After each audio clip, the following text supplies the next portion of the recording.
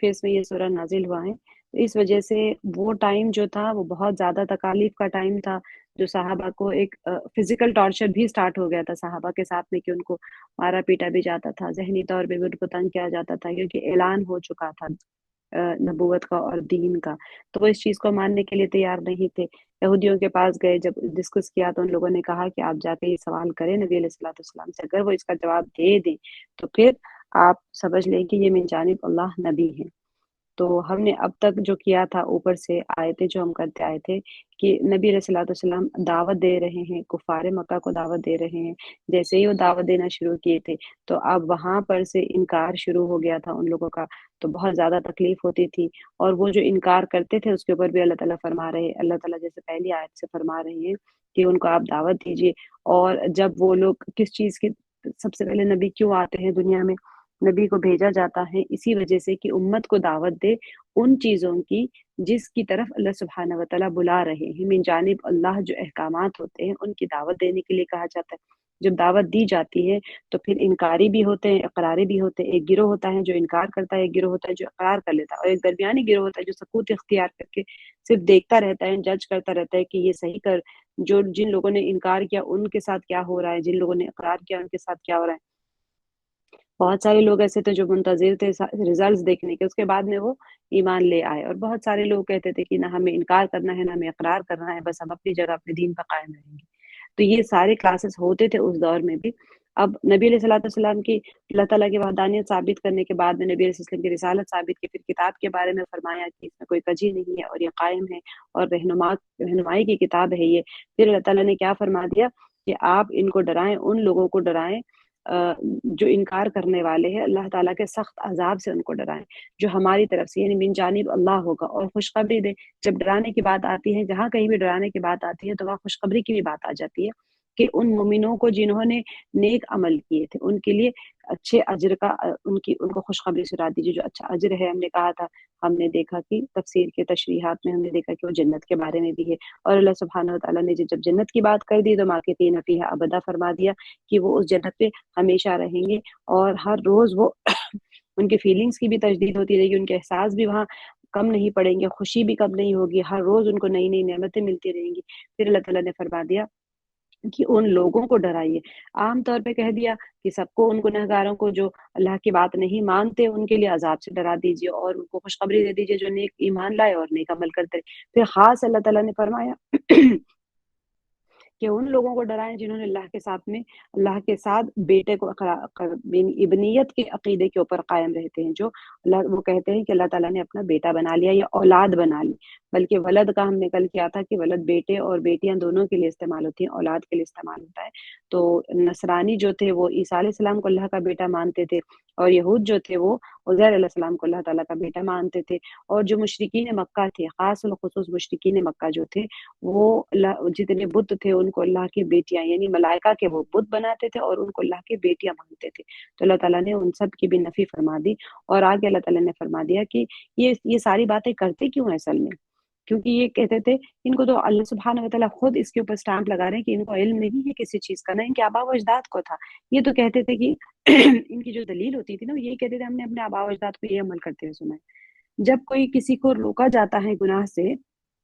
تو وہ یہی کہتا ہے کہ ہم نے اپنے آباء و اجداد کو اسی نہج کے اوپر عمل کرتے ہوئے دیکھا۔ یہ بہت ہی، ہم آج پڑھ سن رہے ہیں نا تو بہت آسان لگتا ہے یہ چیز، لیکن بہت ساری چیزیں جو انسان چھوڑنا اس کو پڑتا ہے نا، کوئی عمل کی طرف اس کو دعوت دی جاتی ہے، تو اگر کوئی عمل اس کو چھوڑنا پڑ جائے، حق جب سامنے آئے تو پھر باطل کو چھوڑنا پڑتا ہے، تب انسان تردد میں آ جاتا ہے۔ ابھی ہمیں پڑھ کے سن کے کیسا لگ رہا ہے کہ وہ لوگ کیوں نہیں چھوڑتے تھے ان کی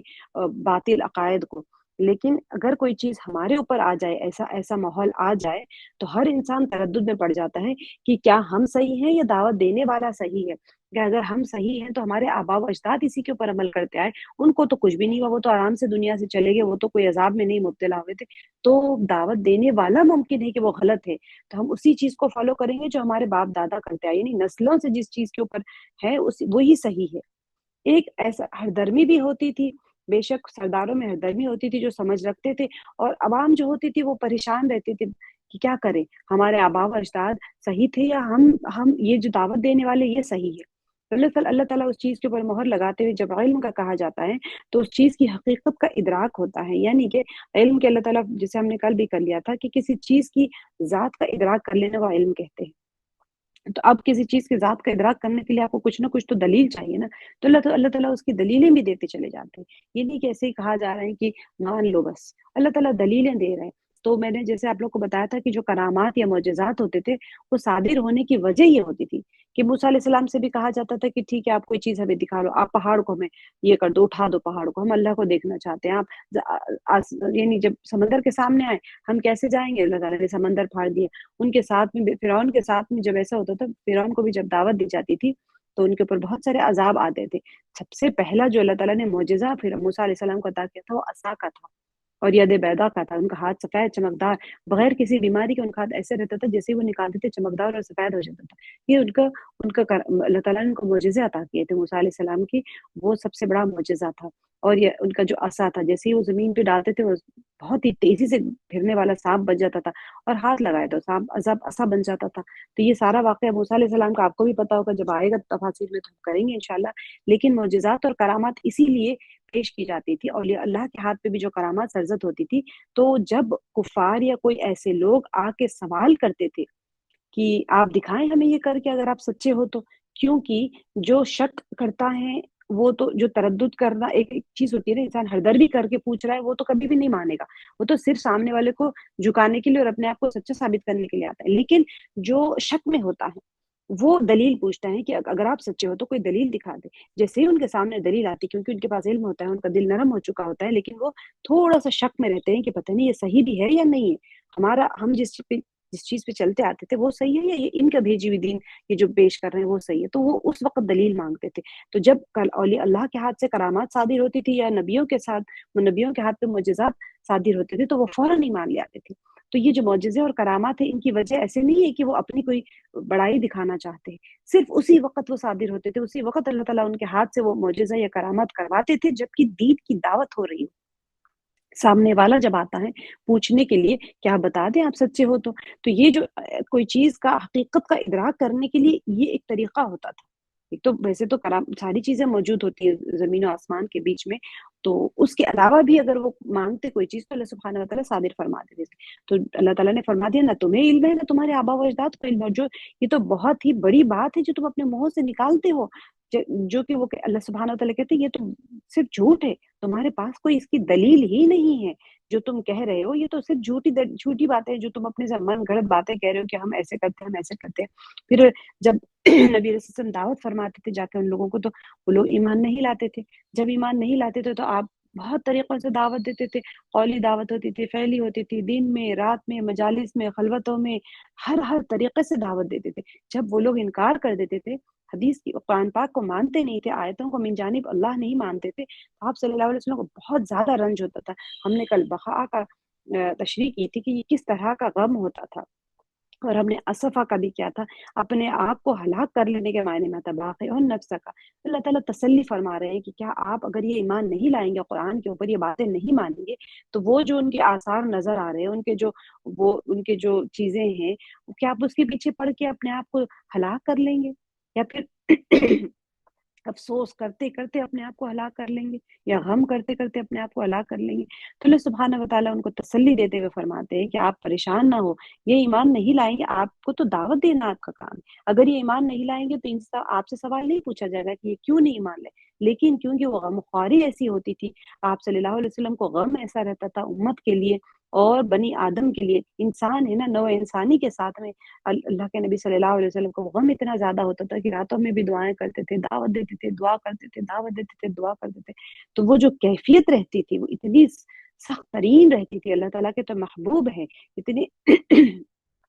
اللہ تعالیٰ تو چاہتے ہیں اپنے نبی کو، تو آپ صلی اللہ علیہ وسلم کی رنجیدہ کیفیت بھی اس کے اوپر اللہ تعالیٰ تسلی دے رہے، کیونکہ ظاہر سی بات ہے ہم ایسے تیسرے دور کے ابتدائی حصے میں آ گئے تھے نا، یہ دعوت کا جو تیسرا دور تھا اس کے ابتدائی حصے میں، جبکہ ظلم و ستم شروع ہو گیا تھا لوگوں کے اوپر، تو بعض لوگ ایمان اسی لیے بھی نہیں لاتے تھے کہ وہ ظلم و ستم دیکھ کے ڈر جاتے تھے کہ اگر ہم ایمان لائیں گے تو ہمارے ساتھ بھی ایسا نہ ہو جائے۔ لیکن آگے اللہ تعالیٰ فرما رہے کہ ساری آیتوں کو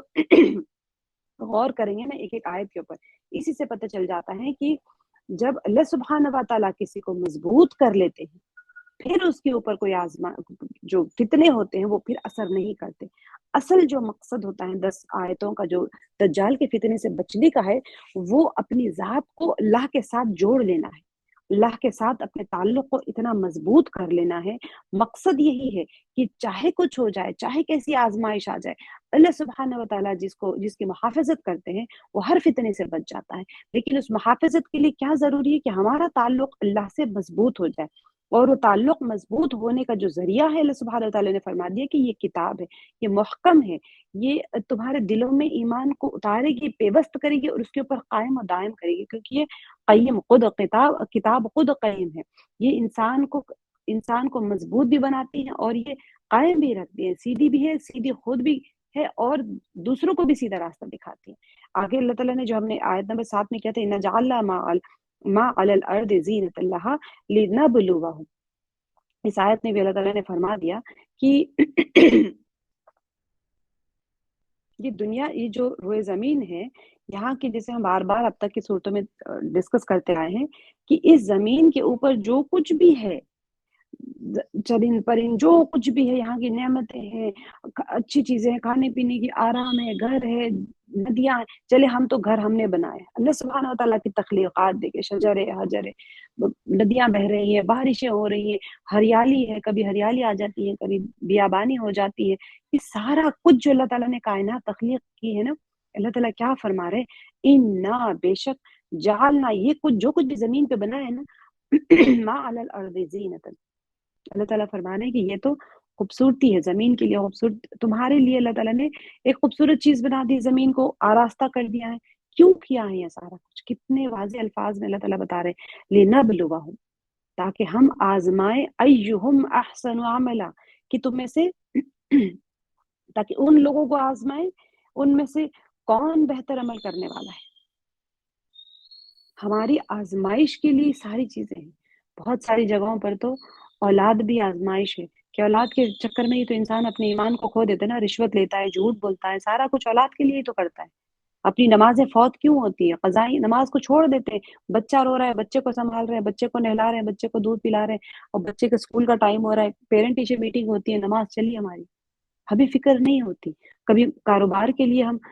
آزمائش کیسے آتی ہے؟ اللہ تعالیٰ آزما رہے ہیں کہ تم مال کمانے کے پیچھے بھاگ کے مجھے بھول جاتے ہو، کیا میرے احکامات کو چھوڑ دیتے ہو؟ جب کہا ہے کہ دھوکہ مت دو کسی کو، ظاہر میں تمہیں مال نظر آ رہا ہے کہ دھوکہ دینے سے مجھے جلدی پیسے مل جائیں گے، تو کیا میرے احکامات کو مقدم رکھو گے یا پھر اپنی ضرورت زندگی کو مقدم رکھو گے؟ حالانکہ میں نے جو کچھ زمین میں ہے، سب کچھ، اتنی خوبصورتی، یہ سارا جو ساز و سامان ہے زمین کا، یہ صرف تمہیں آزمانے کے لیے بنایا ہے کہ تم میں سے کون اچھے عمل کرتا ہے۔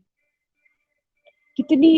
کھلی آیت ہے۔ تو ظاہر سی بات ہے، جب دجال نکلے گا اور بھوک پیاس سے انسان مر رہا ہوگا اور وہ آراستہ کر رہا ہے زمین کو اور جانوروں کو اور کھیتیوں کو، یہ آیت اس وقت سوچی کتنی پاورفل آیت ہوگی کہ اللہ تعالیٰ تو آزما رہے ہیں، یہ ساری زمین کی جو زیب و زینت یہ سب ختم ہو جانے والی ہے، باقی کون رہے گا؟ انسان باقی رہے گا اپنے اعمال کے ساتھ میں۔ تو اللہ تعالیٰ فرما رہے ہیں کہ تم میں سے کون اچھے عمل کرتا ہے، آزمانے کے لیے تو سارا کچھ بنایا ہے۔ اللہ تعالیٰ جب فرما رہے زمین کو آراستہ کیا ہے تو پھر وہ ختم بھی کریں گے اس کو۔ تو وَإِنَّا لَجَاعِلُونَ، آخر کار وَإِنَّا، اور بے شک، لَجَاعِلُونَ، بنانے والے ہیں یا کرنے والے ہیں، ما علیہا، جو اس پر ہے، صعیدن جرزن، یا صعیدن جرزا، کہ مٹی یا صاف میدان، بنجر اور بالکل ہموار۔ تو یہ جو کچھ چاہے اللہ کی تخلیق ہو، چاہے ہماری بنائی بھی کوئی چیز ہو، اللہ سبحانہ و تعالیٰ فرما رہے ہیں آخر کار اس سب کو ہم ایک چٹیل میدان بنا دینے والے۔ لیکن جو باقی رہنے والی کیا چیز ہے؟ باقی رہنے والے انسان کے خود اعمال ہے۔ وہ کبھی بھی، جیسے زمین کو چٹیل فرما دیں گے نا، ایسے انسان کے اعمال نہیں ہوں گے، انسان کے اعمال تو محفوظ رہیں گے۔ اللہ تعالیٰ انسان کو اسی لیے کہہ رہے ہیں کہ تم یہ جو دنیا کے چکر میں پڑے ہوئے نا، اس کے چکر میں اپنی آخرت کو خراب مت کر لو۔ یہ تو دنیا ختم ہونے والی ہے، میں نے ختم کرنے کے لیے بنایا، لیکن تمہیں اس میں بنایا کہ اپنی آخرت کو بنانے کے لیے۔ یہ ساری، جیسے کہہ دیں کہ دنیا سواری ہے اور انسان سوار ہے۔ وہ سواری کس کام کی اگر وہ انسان کو اپنے منزل تک نہ پہنچا سکے؟ اگر اس سواری کے اوپر بیٹھ کے انسان گمراہ ہو جائے، کہیں بھٹک جائے، منزل تک نہیں پہنچے، آخر کار ہمارا ٹائم لمٹ ختم، ہماری تو موت کا وقت مقرر ہے، جیسے ہم نے سورہ واقعہ میں کیا تھا۔ وہ ٹائم سلاٹ پہ آپ پہنچیں گے، چاہے وقت آپ تک پہنچے، چاہے آپ وقت تک پہنچے، ٹائم سلاٹ ختم، سواری آپ کو پھینک دے گی، پھر آپ رہیں گے اور آپ کے اعمال رہیں گے۔ وہ سواری جو اللہ تعالیٰ نے دنیا کو سواری کی طرح بنایا ہے، یہ ایک ایک لمحہ، حضرت علی رضی اللہ عنہ کا قول مبارک ہے کہ دنیا کا ایک ایک لمحہ آخرت بنانے کے لیے ہے۔ اگر دنیا کے ایک لمحے سے آخرت نہیں بنائی، کنورژن چل رہا ہے یہاں سے، ایک لمحہ یہاں کا آخرت کی ہمیشہ کی ابدی زندگی، ہر لمحہ، ہر دن، ہر پل جو ہمارا آج کا 1 گھنٹہ گزر گیا، یہ لوٹ کے نہیں آئے گا ہمارے ہاتھ، آج کا دن گزر گیا، یہ لوٹ کے نہیں آئے گا، آج کا مہینہ، آج کا سال، جو گزر رہے ہیں وہ گزر رہے ہیں، ختم، ہم موت کے قریب تر قریب جا رہے ہیں اور یہ کبھی لوٹ کے نہیں آئیں گے۔ جو پچھلی زندگی ہماری ختم ہو گئی، ضائع ہو گئی، جس نے کارآمد کر لیا اس نے کارآمد کر لیا، جس نے ضائع کر لیا اس کے ہاتھ میں آج بھی توبہ کا اللہ تعالیٰ نے دروازہ کھلا رکھے، اپنے پچھلے دنوں کے لیے توبہ کر لے، کیونکہ فتنوں کا ہمیں نہیں پتہ۔ انسان کے لیے ایک آئی اوپنر جسے کہتے ہیں نا، آنکھ کھولنے والی چیز جب ہوتی ہے انسان، وہی چیز ہے یہ سورہ۔ وَإِنَّا لَجَاعِلُونَ مَا عَلَيْهَا صَعِيدًا جُرُزًا، تو اللہ تعالیٰ فرما رہے ہیں کہ اور یہ بھی یاد رکھو کہ انا لجاعلون، اللہ تعالیٰ فرما رہے ہیں کہ اور بے شک ہم بنانے والے ہیں جو کچھ اس زمین پر ہے، چٹیل میدان، جب قیامت برپا ہوگی تو زمین میں کوئی اونچ نیچ، ٹیلے، پہاڑ، درخت کچھ بھی باقی نہیں رہے گی، دریا ہے، سمندر ہے، سب کچھ اللہ تعالیٰ فرما رہے ہیں کہ ہر چیز فنا ہو جائے گی۔ اور زمین چٹیل میدان کب ہوگا؟ جب محشر میں پھر سے دوبارہ سے بنائے جائیں گے نا، تب تو چٹیل میدان ہی ہوگا، لیکن جو پہاڑ ہے وہ سارے کے سارے ریزہ ریزہ ہو کے اڑ جائیں گے، اس کے بعد میں زمین کو لپیٹ دیں گے اللہ تعالیٰ، آسمان ایک ہاتھ میں ہوگا، زمین ایک ہاتھ میں ہوگی، سب لپیٹ دیا جائے گا۔ جب محشر میں پھر سے دوبارہ سے پتہ نہیں کون سی زمین ہوگی جس کے اوپر سارے لوگ کھڑے ہوں گے، یہی زمین ہے یا کہیں اور ہوگا محشر، بہت سارے تفاسیر میں آتا ہے کہ جو عرفے کا میدان ہے وہ محشر کا میدان، زمین وہی ہوگی، واللہ عالم۔ تو اس وقت صرف چٹیل میدان ہوگا، کچھ بھی نہیں ہوگا۔ تو یہ زمین اور اس کے تمام جو کچھ بھی رونقیں ہیں، یہ سب عارضی ہے، ٹیمپرری ہے، اور ایک دن سب فنا ہونے والی ہے۔ لہٰذا ان میں پھنس کر اللہ کی یاد کو نہ بھلا بیٹھنا۔ اللہ تعالیٰ تنبیہ فرما رہے ہیں، بار بار قرآن پاک میں تنبیہ فرما رہے ہیں کہ تم ایک ٹائم لمٹ کے لیے آئے ہو، تمہارے پاس بہت کم ٹائم ہے۔ نہ آج کل تو بوڑھے ہو کے، پہلے تو بوڑھے ہو کے لوگ جاتے تھے، آج کل تو ایسے ہی جا رہے ہیں۔ جو انسان جو دنیا میں پھنس کر اللہ کو بھلا بیٹھتا ہے، اپنی آخرت کو بھلا بیٹھتا ہے، وہ اصل میں کیا کر رہا ہے؟ اپنا ہی نقصان کر رہا ہے۔ تو یہ سب کچھ ہمارے لیے آزمائش کے لیے اللہ تعالیٰ نے جو فرمایا کہ زمین پر جو ہے سب فنا ہونے والا ہے، اپنے مالک حقیقی کے سامنے ہم سب کو پیش ہونا ہے۔ تو کچھ بھی ان سے اللہ سبحانہ و تعالیٰ فرما رہے ہیں کہ کچھ بھی ان سے جو سن رہے ہیں ایسا کچھ ہو رہا ہے، یہ حال ہمارے ساتھ میں جو ہو رہا ہے کہ جو انسان دیکھے گا، یہ صرف اور صرف آخرت میں انسان جب اٹھے گا نا، تو سب سے زیادہ غمناک جنتیوں میں سب سے زیادہ غم کا وہ افسوس اس لمحے کے لیے ہوگا جو دنیا میں اس نے اللہ کی یاد کے بغیر گزارا ہے۔ جنتی کو ویسے ہی کوئی غم نہیں ہوگا، لیکن افسوس، کیونکہ جب وہ دیکھے گا وہاں پر تو اس کو افسوس ہوگا کہ میں نے دنیا میں اللہ کے ذکر کے بغیر کیسے کوئی لمحہ گزار دیا۔ آیت نمبر 9 میں ام حسبت ان اصحاب الکہف والرقیم کانوا من آیاتنا عجبا، اللہ تعالیٰ فرما رہے ہیں ام حسبت، کیا تم نے سمجھا، کہ تم سمجھا ان اصحاب الکہف، کہ بے شک کہف والے یعنی غار والے، اصحاب کہف، کہف کہتے ہیں اصل میں غار کو، کیو جو ہوتا تھا نا اس کو کہتے ہیں۔ پہلے زمانے میں غار میں ہی رہتے تھے نا لوگ، یہ سارے گھر بنے نہیں تھے نا اس زمانے میں، تو غاروں میں پتھروں میں گھر بنا کے اپنے رہ جاتے تھے۔ والرقیم، اور کتبے والے، ہم آج دیکھیں گے کتبے والے کون تھے، یا دونوں ایک ہی تھے یا دونوں الگ الگ تھے، مفسرین کے اب مختلف اقوال ہیں۔ میں یہ اصحاب کہف کی کہانی آپ لوگوں کو کلاس کے اینڈ میں بتاؤں گی، ہم پہلے آیتوں کو کر لیتے ہیں، پھر اس کی جو واقعہ پوری کی پوری جو کہانی مفسرین کی ہے وہ ہم انشاءاللہ کور کریں گے، بلکہ آگے آیتوں میں پورا یہی آئے گا۔ شروع کی یہ جو 4 آیتیں ہیں 9، 10، 11، 12، اس میں اللہ تعالیٰ نے اجمالی طور پہ اصحاب کہف کا انٹروڈکشن دے دیا تاکہ تھوڑا سا شوق آ جائے کہ ان کے بارے میں اور کیا آئے گا۔ آگے اس کے بعد میں پوری کی پوری 14 آیتوں میں اللہ سبحانہ وتعالیٰ اصحاب کہف کا مفصل واقعہ بیان کرتے ہیں۔ تو ہم اس کے دوران بھی کریں گے، یا اگر ٹائم آج بچ جائے تو پورا اصحاب کہف کا واقعہ ہم لوگ آج انشاءاللہ اس کی اسٹوری کون تھے وہ لوگ، کہاں گئے تھے، کیسے گئے تھے، اس کی اسٹوری کر لیتے ہیں انشاءاللہ۔ تو اللہ تعالیٰ فرما رہے ہیں کہ کیا تم سمجھتے ہو کہ غار اور کتبے والے ہماری کوئی بڑی عجیب نشانیوں میں سے تھے؟ سبحان اللہ، دیکھیں کانو تھے من آیاتنا، آیات جیسے میں نے آپ کو بتایا تھا کہ نشانیوں کے لیے آتا ہے، آیت جو ہم کہتے ہیں قرآن پاک کی آیت وہ بھی ایک نشانی ہی ہے نا، ٹیمپرری مارکنگ ہوتی ہے، نشاندہی جو ہم کرتے ہیں، ہاں اتنے اتنے آیتوں پہ ہم نشاندہی کرتے ہیں۔ اصل جو آیات قرآن پاک میں جو آیت کا ورڈ آیا ہے وہ نشانیوں کے لیے آیا ہے۔ عجبہ، یہ آیت کا مفہوم نے جسے وہ لوگ کو رہتا تھا نا کہ جو پچھلی آیات میں اس دنیا کی زندگی کے بارے میں بتایا گیا تھا اور یہ واضح کیا گیا تھا کہ دنیا انسان کے لیے آزمائش ہے۔ قرآن چونکہ حساس مسائل جو اہم جو سینسیٹیو ٹاپکس ہوتے ہیں نا اس کے لیے بہت سی مثالیں پیش کرتا ہے ہمیشہ سے، کہ گزشتہ تاریخ سے نمونے پیش کرتا رہتا ہے، لہٰذا یہاں صحابہ کہف کا واقعہ ذکر کیا گیا اور ان کا ذکر ایک نمونے اعمال کے طور پہ کیا گیا کہ وہ ان کا ایمان بچانے کے لیے وہ کس طرح سے اپنے ایمان کو بچانے کے لیے کیسے کیسے حالات کو وہ فیس کر رہے تھے۔ تو اب کچھ لوگ تھے، جیسے چند لوگ تھے، گنتی میں بھی اس میں اختلاف ہے کہ کتنے لوگ تھے، اللہ تعالیٰ خود اس کوشچن کو ہی رفع کر دیتے کہ کچھ لوگ جو بیدار فکر تھے اور با ایمان نوجوان تھے، وہ کیا ہوا، وہ بڑے ناز و نعمت کی زندگی بسر کر رہے تھے۔ سب سے اہم چیز یہ ہے کہ وہ جو اصحاب کہف تھے نا، وہ کوئی ہم نے پیچھے سورہ یاسین میں پڑھا تھا نا کہ وہ ایک کارپینٹر تھا، جو آدمی تھا، جو رجلن جو تھا وہ آیا تھا، وہ نجار تھا،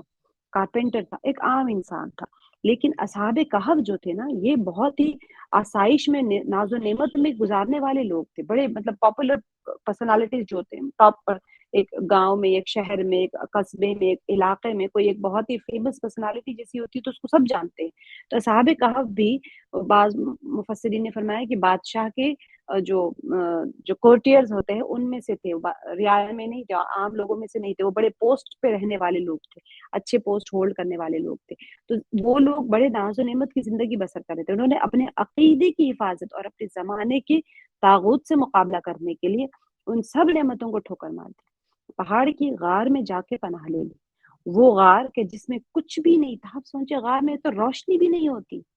کچھ کھانے پینے کی آرام کی چیزیں تو چھوڑے، روشنی بھی نہیں ہوتی، اور وہاں تو جانوروں کا بھی کتنا بڑا پرابلم ہوتا ہے کہ سانپ بھی آ سکتا ہے، بچھو بھی آ سکتا ہے، بیٹس دیکھتے ہیں نا، چمگادڑ جو ہوتی ہے وہ غاروں میں ہی تو جا کے چھپتی ہے، پناہ لیتی ہے۔ تو یہ اقدام کر کے انہوں نے کیا کیا تھا، راہ ایمان میں اپنی استقامت ثابت کر دی تھی۔ قرآن کی دیکھیں فن بلاغت اور فصاحت کیسے ہے، اس کا ایک اصول ظاہر ہوتا ہے ان آیتوں کے ذریعے سے کہ اس مقام پر پہلے ان افراد کی ایک سرگزشت جو تھی وہ ایک اجمالی طور پر بیان کر دی، تاکہ سننے والوں کے ذہن اس کی طرف تھوڑا سا، کیونکہ مکے والوں کو کہانیاں سننے کی عادت تھی، تو آپ دیکھیں گے بہت ساری صورتوں میں آپ لوگوں کو بتاؤں گی کہ سورہ عادیات میں دیکھیں گے وہ گھوڑے کے بارے میں، گھوڑے سے کچھ کرنا ہی نہیں ہے نا، ایمان میں کیا ہے گھوڑے کا کام، ایسے گھوڑا دوڑتا ہوا آیا، پھنکارتا ہوا آیا، ایسے آیا، پورے گھوڑے کا ڈسکرپشن دیا جاتا ہے، پورے کی شروع کی آیتیں پورے دو گھوڑے کے بارے میں ڈسکرائب کی جاتی، آخر کی دو آیتوں میں اللہ تعالیٰ فرماتے ہیں کہ دعوت ہو رہی ہے ایمان کی۔ تو یہ انداز بیان ہوتا ہے قرآن پاک کا اتنے خوبصورت انداز میں کہ سننے والے جسے قسم کھاتے ہی کان کھڑے ہو جاتے ہیں کہ کس چیز کی قسم کھائے، کیونکہ ان کے پاس قسم کھانا ایک اہم چیز تھی۔ تو یہاں پر 4 آیتوں میں ان کا ایک چھوٹا سا ایک سلسلہ بیان، ایک واقعہ بیان کیا گیا، اس کی انٹروڈکشن دیا گیا، پھر اس کے بعد جو 14 آیتیں 13 سے لے کے 26 تک ان میں تفصیلی بیان کی گئی ہے وہ واقعہ سارا۔ تو پہلے کیا فرمایا، کیا تم سمجھتے ہو کہ اصحاب کہف اور رقیم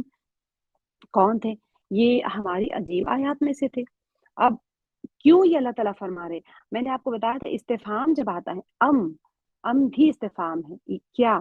ہم نے پہلے پڑھا تھا حمزہ استفہام میں، افرأیتم، ہم نے بار بار سورہ واقعہ میں پڑھا تھا نا، افرأیتم، کیا تم دیکھتے نہیں؟ تو یہ جو واقعہ کیا، جب اللہ تعالیٰ کوئی بھی ہم پوچھتے ہیں نا کسی کو سوالیہ جب جملہ ہوتا ہے تو مطلب یہ ہے کہ آگے والے سے تصدیق کروانا چاہتے ہیں، تو یہاں پر بھی یا پھر تنبیہ کروانا چاہتے ہیں، تو یہاں پر بھی یہی ہو جاتا ہے کہ اللہ سبحانہ و تعالیٰ فرما رہے ہیں کیا یہ جو تم واقعہ پوچھنے آئے تھے نا، یہ لوگ 3 سوال لے کے آئے تھے، تو یہ جو واقعہ سوال جو تم پوچھ رہے ہو، کیا یہ بہت بڑی نشانیوں میں سے اس طرح سے اللہ تعالیٰ کہ تم سمجھتے ہو کہ اصحاب کہف اور رقیم جو ہے ہمارے عجیب آیات میں سے تھے؟ لیکن اللہ سبحانہ و تعالیٰ اس کے ذریعے سے یہ بتانا چاہ رہے ہیں کہ زمین و آسمان میں ہماری بہت سی عجیب آیات ہیں، نشانیاں ہیں، جن میں سے ہر ایک کی عظمت اور اس کی جو تخلیق ہے اس کی عظمت کا، یہ خود ہماری عظمت کا ایک نمونہ ہے. خود تمہاری زندگی میں عجیب اسرار موجود ہے. سر کسے کہتے ہیں؟ کوئی چھپی ہوئی چیز کو کہتے ہیں. ٹھیک ہے، تو اسی کی جمع اسرار ہے. تو جن میں سے ہر ایک تمہاری دعوت کی حقانیت کی نشانی ہے. انسان کا خود اللہ تعالیٰ نے جسے بتا دیا سورہ واقعہ میں. اپنے اوپر تو غور کرو کہ تم اپنے آپ میں ایک عجیب چیز نہیں ہو، کہ تم خود اپنے آپ میں ہماری نشانی نہیں ہو. تمہارا وجود، تمہاری خلقت ہماری عظمت کی نشانی نہیں ہے. تو پھر بھی ان لوگوں نے کیونکہ سوال کیا تھا، تو سب سے پہلے انہی کے اوپر سوال چسپا کیا جا رہا ہے کہ تم کیا سمجھتے ہو اصحاب کہف اور رقیم ہماری عجیب آیات میں سے ہے؟ کیونکہ ان کے لیے ان کی کتابوں میں وہ چیز عجیب تھی. اسی لیے جب انہوں نے بڑے اس کی طرف سے پوچھا نا، ان کیوریوسٹی تھی نا ان کے اندر، جواب ہی نہیں آیا، 15 راتیں ہو گئی جواب ہی نہیں آیا، کیا بات ہے؟ تو اللہ تعالیٰ نے سب سے پہلے ان کے اوپر یہی سوال ڈال دیا کہ یہ تم کیا اسی کو عجیب سمجھتے ہو؟ تو اللہ تعالیٰ جیسے فرما رہے ہیں کہ اصحاب کہف کی داستان مسلماً ان سے عجیب تر نہیں ہے. یعنی جتنی کائنات اللہ تعالیٰ نے تخلیق کی ہے اور بہت سارے واقعات ہیں، وہ تو اس سے زیادہ عجیب نہیں ہے. ایک اس میں سے ایک کا واقعہ ہے یہ، ان کے نزدیک تو بہت امپورٹنٹ تھا. تو اللہ جیسے ہوتا ہے نا، ایک آدمی ہے سمجھے مثال کے طور پہ ہیرے کی انگوٹھی لے کے بڑا بڑا شو کر رہے ہیں، ہیرے کی انگوٹھی میرے پاس ہے، اور کوئی بندہ کے چاہ رہے ہیں کہ وہ ہیرے کی انگوٹھی کی قیمت یا اس کی قدر کم کرنا، تو وہ ہیرے کا سیٹ لا کے اس کے سامنے رکھ دے، تو وہ کیا کرے گا؟ آپ سوچے وہ کیا کر سکتا ہے؟ اس چیز کو کہے گا کہ ارے یہ تو اتنی سی ہے، میرے دل کے پاس تو سیٹ ہے. تو اللہ سبحانہ وتعالیٰ کا انداز بیان ایسا ہے کہ تم ایک واقعے کو لے کے اتنا پیچھے پڑے ہو کہ 15 دن سے وہی تو ملتوی ہو گئی تھی، لیکن یہ جو گڑبڑ شروع کر دیے تھے مکے میں، تو یہ کوئی بڑی چیز نہیں ہے. ایسے تو بہت ساری نشانیاں ہیں. تو اصحاب کہف کو یہ نام کیوں دیا گیا اصحاب کہف؟ کیونکہ وہ اپنے ایمان کو بچانے کے لیے غار میں جا کے پناہ لیے تھے، اسی وجہ سے ان کو اصحاب کہف کہتے ہیں، غار کو. ٹھیک ہے. اب یہ جو رقیم ہے، رقیم کا کیا معنی یہاں پر؟ ان اصحاب الکہف والرقیم. تو رقیم کی تشریح ہے کہ ہم اس کو اور تفصیل سے بھی دیکھیں گے کون تھے، الگ تھے یا نہیں تھے. آپ بعض مفسرین کا قول تو آپ لوگ دیکھ لیجئے، پھر ہم کہانی جب ہوگی اس کی تو اس میں آپ کو میں ڈیٹیل سے بتاؤں گی. اصل میں رقم کے مادے اس کے ہے لکھنے کے معنی میں ہے. جیسے کوئی کتاب ہے یا تختی ہے یا نامہ، کوئی نامہ ہوتا ہے نا، اس کے اوپر جس پر کے کچھ لکھا جاتا ہے اس کو رقم کہتے ہیں. زیادہ تر مفسرین کا نظریہ یہ ہے کہ یہ اصحاب کہف کا دوسرا نام ہے، کیونکہ آخرکار ان کا نام ایک جتنے لوگ تھے نا اصحاب کہف، تو ان کے نام ایک تختی پر لکھے گئے اور غار کے دروازے کے اوپر نصب کر دیا گیا تھا. اب یہ کیسے پتا چلا کہ وہ اسی غار میں تھے، اس کی وہاں تختی پر لگایا گیا؟ ممکن ہے کہ وہ غائب ہو گئے تھے، وہ کیونکہ اچانک سے غائب ہو گئے تھے وہ شہر میں سے، اور پوزیشن ہولڈرز تھے نا. ایسے کوئی عام انسان چلا جائے تو لوگ اس کی پرواہ نہیں کرتے، لیکن کوئی لیڈر غائب ہو جائے ایک دم سے تو پھر لوگ سوچتے کہاں چلے گا. اور اکٹھے سب لوگ غائب ہو گئے تھے، تو سب کے نام رقم کر کے لکھ کے تختی کے اوپر ان کے شہر میں لگا دیا گیا تھا، یا ممکن ہے غار کے اوپر لگایا گیا تھا. تو بہت سارے مفسرین کے مختلف اقوال ہیں. بعض اسے اس پہاڑ کا نام سمجھتے ہیں کہ جس میں یہ غار تھی. ٹھیک ہے، ایک جو پہاڑ کے اندر جو غار تھی نا، اس کا نام وہ لوگ سمجھتے ہیں رقیم ہے. اصحاب رقیم یعنی اصحاب کہف غار والے، تو وہ غار کا نام، وہ جو پہاڑ ہے وہ پہاڑ رقیم تھا. وہ تو رقیم پہاڑ کے غار والے ہمیں سے کہتے ہیں نا. تو اس طرح سے بعض اسے اس زمین کا نام سمجھتے ہیں جس میں وہ پہاڑ تھا. زمین کے اوپر ہی پہاڑ ہوتا ہے نا، تو بعض مفسرین کہتے ہیں کہ وہ زمین کا نام رقیم تھا. بعض کا خیال ہے کہ یہ اس شہر کا نام ہے، اس سے جس میں سے اصحاب کہف نکلے تھے نا. لیکن جو پہلا معنی ہے کہ تختی پر لکھا ہوا کوئی چیز ہوتی ہے تو اس کو رقیم کہتے ہیں. اصحاب رقیم تختی پہ لکھے ہوئے ناموں والے، اس طرح کا. اور بعض نے یہ کہا کہ اصحاب کہف اور اصحاب رقیم دونوں الگ الگ ہے. ٹھیک ہے، میں ایک آج جو آپ کو اگر واقعہ سناؤں گی، کہانی، اگر ٹائم ہمارا پورا ہو جائے تو اس کے اندر آپ دیکھیں گے. آپ لوگوں نے سب نے سنا ہوگا، ایک غار میں 3 لوگ تھے، جا کے غار میں جب بارش ہو رہی تھی غار میں پناہ لے لیے، تو غار کا جو دروازہ تھا وہ بند ہو، جو پتھر آ گیا تھا دروازے پہ. تو وہ تینوں بندے جو تھے وہ اپنی اپنی نیکیاں جو اخلاص سے منجا صرف اور صرف اللہ کے لیے کی تھی انہوں نے وہ نیکیاں انہوں نے اللہ سے دعائیں کی، بہت دعائیں کی. یہ پہلے بندے نے اپنی ایک بہت ہی مخلصانہ نیکی بیان کی. بہت ہی دیکھیے تفسیر میں بہت مختلف واقعات آتے ہیں کہ ایک بندہ تھا وہ رات بھر اپنی ماں کو دودھ لے کے کھڑا تھا. وہ بندے نے اپنا وہ نیکی کہا، یا اللہ میں محض آپ کی رضا کے لیے یہ عمل کر رہا تھا، تو وہ اس سے تھوڑا سا ہٹ گیا. ایک اور بندہ زنا کے اندر مبتلا ہونے والا تھا، اس سے تھوڑا اور ہٹ گیا، ایک اور بندے کا ایک اور عمل تھا، اس میں اختلاف ہے، تو پھر وہ پورے کا پورا منہ پتھر غار پہ سے ہٹ گیا تھا، تو یہ غار بارش کی وجہ سے جو پناہ لینے غار میں چھپے تھے وہ لوگ نکل گئے۔ تو یہ بعض مفسرین کہتے ہیں کہ یہ واقعہ ان کا الگ ہے، وہ الگ لوگ تھے جو غار والے جو کہا گیا ہے، جس کے منہ پہ سے ہٹ گیا، اور یہ اصحاب کہف الگ لوگ ہیں۔ تو مختلف وسائل ہے، لیکن یہاں پر جو ہے بہت راجح قول یہی کہا جاتا ہے کہ اصحاب کہف رقیم دونوں ایک ہی لوگ ہیں، پتھر پہ تختی پہ ان کا نام لکھا گیا تھا اور اسی کو اصحاب کہف کہا جاتا ہے۔ یہ دو الگ لوگوں کا واقعہ یہاں پر نہیں ہے، بے شک وہ واقعہ بھی بنی اسرائیل میں سے یا پھر بہت پہلے کے قوموں میں سے تھا، ضرور تھا، لیکن یہ جو واقعہ یہاں پر ہے اصحاب رقیم، یعنی وہ 3 غار والے نہیں ہیں یہاں پر، ٹھیک ہے۔ اب اس کے بعد میں جو آیت ہے، اذ اول فتیتو، اذ جب پناہ لی، اوا پناہ لی، فتیتو نوجوانوں نے، الالکہفی، کہف کہتے ہیں غار، غار کی طرف، فقالو تو کہنے لگے، ربنا اے ہمارے رب، آتینا دے ہم کو، من لدن کا اپنے پاس سے، رحمتن رحمت، وحی لنا اور مہیا کر، لنا ہمارے لیے، من امرنا اپنے پاس سے، یا پھر ہمارے لیے کوئی معاملہ جو ہوتا ہے ہمارا معاملہ، رشدن رہنمائی۔ اب توڑ توڑ کے کیونکہ آیت ایسی ہے اور سورہ کہف کی آیتوں کے الفاظ ایسے عام نہیں ہے جو آپ روزانہ جو پڑھنے والے ہیں ان کی تو زبان پہ چڑھا ہوا ہے بے شک، لیکن اس کا ترجمہ توڑ توڑ کے کرنے میں تھوڑا مشکل ہوتا ہے۔ سورہ یاسین کا، سورہ واقعہ کے ترجمے بہت آسانی سے توڑ لیں گے تب بھی بن جاتے ہیں، لیکن اس میں کیا ہوتا ہے با محاورہ ہی پڑھیں گے تو سمجھ آئے گا۔ تو وہ جب وہ چند نوجوان غار میں پناہ گزیر ہوئے یا پھر پناہ لی، اذ اول فتیۃ الی الکہف، تو جب وہ نوجوان غار میں پناہ لیے، فقالوا تو انہوں نے کیا کہا اپنے رب سے، اے ہمارے رب، تو انہوں نے کہا اے ہمارے پروردگار، ہم کو اپنی رحمت خاص سے نواز، یعنی کہ ربنا آتینا من لدن کا رحمہ، وہی لنا من امرنا رشدا، اور ہمارا معاملہ درست کر دے، ٹھیک ہے، جو ہمارا معاملہ ہے وہ اس کو آپ امرینا کہتے ہیں معاملے کو، اور رہنمائی عطا کر۔ تو میں آج جو ہے نا آپ لوگوں کو گرامر پارٹ نہیں کرواؤں گی، صرف آج ہم تشریح کریں گے، اور کیونکہ اس کے اندر بہت سارے روٹ ورڈز آ جائیں گے جس سے صرف 2 یا 3 آیتیں ہو پا رہی ہیں، تو میں کوشش کر رہی ہوں کہ آج ہم صرف اور صرف تفسیر کریں گے انشاءاللہ۔ تو آج دیکھیں اس کی تفسیر میں اس کے بعد فرمایا گیا ہے کہ اس وقت کا سوچو، اس وقت کا سوچو جب چند نوجوان نے ایک غار میں پناہ لی۔ اب پناہ لی نوجوانوں نے غار کی طرف جا کر، یعنی غار کی طرف جا کر، الکافی یعنی غار کی طرف جا کر، تو انہوں نے کہا اے ہمارے رب، تو دے ہمیں اپنی طرف سے کوئی رحمت اور مہیا فرما ہمارے لیے ہمارے معاملے میں کوئی رہنمائی۔ تو یہ کتنا اہم دعا ہے نا، جب ہم کوئی آزمائش میں آتے ہیں، جب بھی کوئی فتنہ ہمارے سامنے رونما ہو، تو یہ دعا سکھا دی گئی ہے۔ 10ویں آیت ہی ہمارے لیے دعا ہے، 10ویں آیت ہمارے لیے سب سے بڑی دعا ہے، کیونکہ جب